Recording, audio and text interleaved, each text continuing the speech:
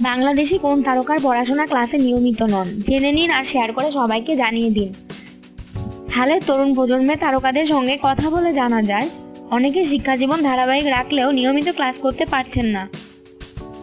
চিত্রনায়িকা মাহিয়া মাহি একটি বেসরকারি বিশ্ববিদ্যালয়ে পড়ছেন।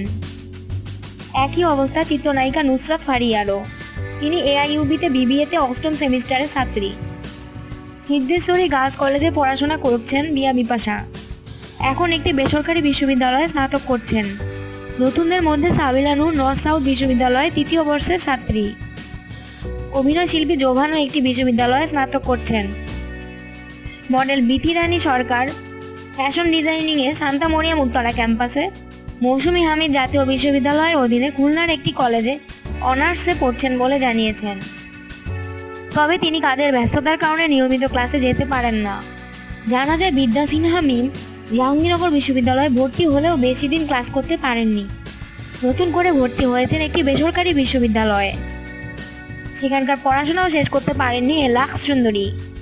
নিয়মিত ক্লাস না করেও শিক্ষাজীবন চালিয়ে যাচ্ছেন চিত্রনায়ক বাপ্পি চৌধুরী। তিনি জানান, ক্লাসে না গেলেও নিয়মিত পরীক্ষাগুলোয় অংশ নেন। পাশাপাশি শিডিউল না থাকলে ক্লাস করেন তিনি। তমা মির্জা আইনে পড়ছেন মানারাত ইন্টারন্যাশনাল বিশ্ববিদ্যালয়ে। ইতোমধ্যে পরীক্ষা দিয়েছেন বলেও জানান তিনি। তো বন্ধুরা, তোমাদের প্রিয় নায়ক নায়িকা নিয়ে মতামত কমেন্ট করে জানিয়ে দাও এবং আমাদের চ্যানেলটি অবশ্যই সাবস্ক্রাইব করতে ভুলবে না। ধন্যবাদ।